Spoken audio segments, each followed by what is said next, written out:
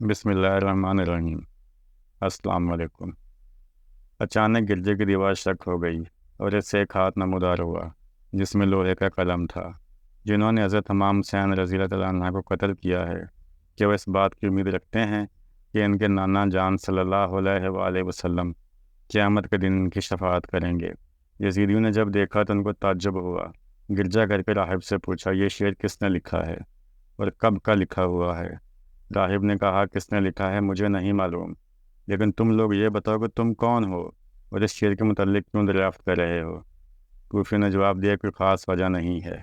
راہب نے جب شہیدوں کے سروں کو نیزوں پر اور چند بیویوں اور بچوں کو بحالت قیدی دیکھا تو اس کا دل بھر آیا۔ راہب نے شہداء کے سروں کے متعلق پوچھا کہ یہ کن لوگوں کے سر ہیں جنہیں تم نے نیزوں پر چڑھا رکھا ہے؟ یزیدیوں نے جواب دیا کہ امیر المومنین یزید کے باغیوں کے سر ہیں۔ راہب نے جب بغور سرحائے شہداء کو دیکھا تو اس کی نگاہ امام علی مقام رضی اللہ تعالیٰ عنہ کے سر مبارک پر پڑی تو امام کے چہرے انور پر نگاہ جمی کی جمی رہ گئی۔ بتابانہ پوچھا کہ یہ کس کا سر ہے؟ یزیدیوں نے جواب دیا کہ علی رضی اللہ تعالیٰ عنہ کے چہیتے فرزند۔ یہ سن کر راہب نے کہا، وہی علی المرتضیٰ نا جو تمہارے نبی آخر الزمان صلی اللہ علیہ وآلہ وسلم کے داماد ہیں؟ یزیدیوں نے کہا، ہاں وہی۔ تو راہب نے بے ساختہ کہا، ارے ظالموں، تو صاف کیوں نہیں کہتے کہ یہ تمہارے نبی محترم کے نواسے کا سر ہے؟ کیا الفاظ کے ہیر پھیر سے تم اپنے جرم کو چھپا سکو گے؟ نہیں، کبھی نہیں۔ یاد رکھو، منتقم حقیقی کا انتقام بہت سخت ہے۔ خیر، تم نے جو بھی کیا اس کا انجام تمہیں آج نہیں تو کل بھگتنا ہی پڑے گا۔ آج تو تم بہرحال یہاں ٹھہرو گے، اگر مناسب سمجھو تو 10,000 درہم کے عوض رات بھر کے لیے یہ سر مبارک مجھے دے دو، صبح مجھ سے واپس لے لینا۔ دنیا کے کتے یزیدی 10,000 درہم کی پیشکش کو ٹھکرا نہ سکے، اور ٹھکراتے بھی کیسے، جب کہ اسی دنیاوی مال و زر کے لالچ میں اب دین و عاقبت کو تباہ و برباد کر چکے تھے۔ فوراً راضی ہو گئے اور رات بھر کے لیے امام علی مقام کا سر اقدس راہب کے حوالے کر دیا۔ راہب نے رقم ادا کر کے حضرت امام کا سر مبارک لیا اور اپنے مخصوص کمرے میں لے گیا۔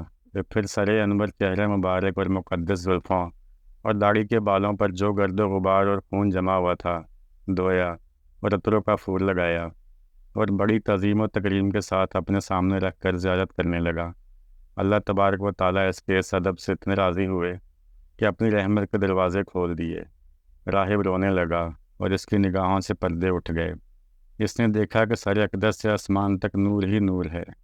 جب اس نے سر اقدس کی یہ کرامات اور انوار و تجلیات کا مشاہدہ کیا تو بے ساختہ پکار اٹھا، کیا ابن رسول آپ مرے نہیں بلکہ زندہ ہیں، اور اس بات پر گواہ رہیے کہ میں پڑھتا ہوں لا الہ الا اللہ محمد رسول اللہ۔ راہب کلمہ پڑھ کر مسلمان ہو گیا اور صبح کو سر انور ان کے حوالے کر دیا اور گرجا گھر کو ہمیشہ کے لیے چھوڑ کر اہل بیت کا مطیع و خادم بن گیا۔ یہاں ایک اور سخت عبرت خیز واقعہ یہ پیش آیا کہ لشکر سعد نے باہم یہ فیصلہ کیا کہ جو درہم راہب نے دیا ہے یہیں تقسیم کر لیے جائیں۔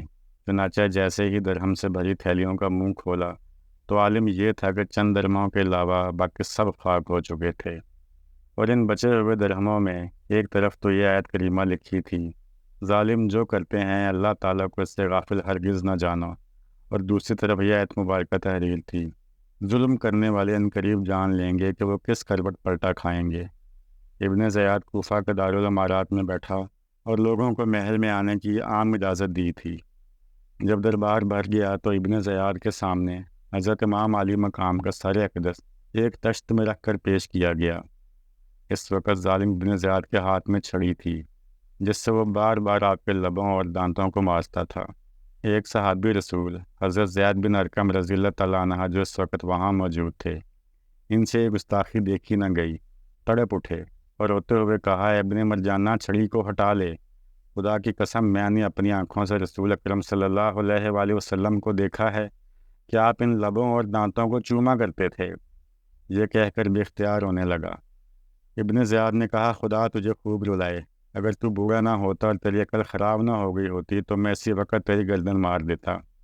حضرت زیاد وہاں سے اٹھے اور یہ کہتے ہوئے وہاں سے چلے گئے کہ اے لوگو، آج کے بعد سے تم سب غلام بن گئے ہو، کیونکہ تم لوگوں نے فاطمہ کے لخت جگر کو قتل کیا اور مرجانہ کے بیٹے کو اپنا حاکم بنا لیا، جو تمہارے نیک لوگوں کو قتل کر رہا ہے اور بڑوں کو غلام بنا رہا ہے۔ تم نے ذلت کو گوارا کیا، اور جو ذلت کو گوارا کر لے اس پر اللہ کی مار ہے۔ سر امام علی مقام کے بعد اہل بیت کے دوسرے افراد ابن زیاد کے سامنے پیش کیے گئے۔ حضرت زینب رضی اللہ تعالیٰ عنہا حضرت امام علی مقام کی ہمشیرہ ہیں۔ آپ کی حالت نہایت خستہ ہو رہی تھی۔ محل کے ایک گوشے میں بیٹھ گئیں اور آپ کی کنیزوں نے آپ کے گرد حلقہ بنا لیا تھا۔ ابن زیاد نے پوچھا، یہ کون عورت ہے؟ 3 دفعہ اس نے یہ کہا مگر کسی نے جواب نہیں دیا۔ آخر ایک کنیز نے کہہ دیا، یہ رسول اللہ کی نواسی فاطمہ زہرا کی بیٹی اور حضرت امام حسین کی ہمشیرہ ہیں۔ یہ سن کر ابن زیاد جو فتح و ظرف کے نشے میں چور تھا، آپ کو مخاطب کرتے ہوئے کہا، اللہ کا شکر ہے جس نے تمہیں ذلیل و خوار کیا اور جھٹلایا۔ شیر خدا کی بیٹی حضرت زینب نے فرمایا، اللہ کا شکر ہے جس نے اپنے نبی کے ذریعے سے ہمیں عزت دی اور ہمیں پاک و صاف فرمایا۔ ہم نہیں فاسق ذلیل ہوتے ہیں اور فاجر جھٹلائے جاتے ہیں۔ ظالم ابن زیاد نے کہا، تو نے دیکھا اللہ نے تیرے گھر والوں سے کیا سلوک کیا؟ حضرت سیدہ نے جواب دیا، ان کے لیے شہادت مقدر ہو چکی تھی، اس لیے وہ اپنے مقتل میں پہنچ گئے۔ ان قریب اللہ تجھے اور انہیں ایک جگہ جمع فرمائے گا، اس وقت وہ اس کے سامنے اس کا انصاف طلب کریں گے۔ یہ دندان شکن جواب سن کر ابن زیاد غصہ سے بے تاب ہو کر بولا، اللہ نے تیرے سرکش سردار اور تیرے اہل بیت کے نافرمان باغیوں کی طرف سے میرا دل ٹھنڈا کر دیا۔ اس اذیت ناک جملے پر حضرت زینب اپنے آپ کو سنبھال نہ سکیں، بے اختیار رو پڑیں۔ واللہ تو نے میرے سردار کو قتل کر ڈالا، میرے خاندان کا نشان مٹایا، میری شاخیں کاٹ دیں۔ اگر اس سے تیرا دل ٹھنڈا ہو سکتا ہے تو ہو جائے۔ اس کے بعد ابن زیاد بدنہاد کی نظر عابد بیمار پر پڑی۔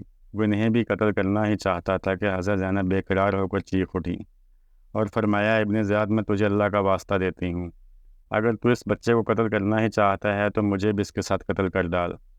ابن زیاد پر دیر تک سکتے کا عالم طاری رہا۔ اس نے لوگوں سے مخاطب ہو کر کہا، خون کا رشتہ بھی کتنی عجیب چیز ہے واللہ مجھے یقین ہے یہ سچے دل سے لڑکے کے ساتھ قتل ہونا چاہتی ہے۔ اچھا اسے چھوڑ دو، یہ بھی اپنے خاندان کی عورتوں کے ساتھ جائے گا۔ خدا حافظ دوستو۔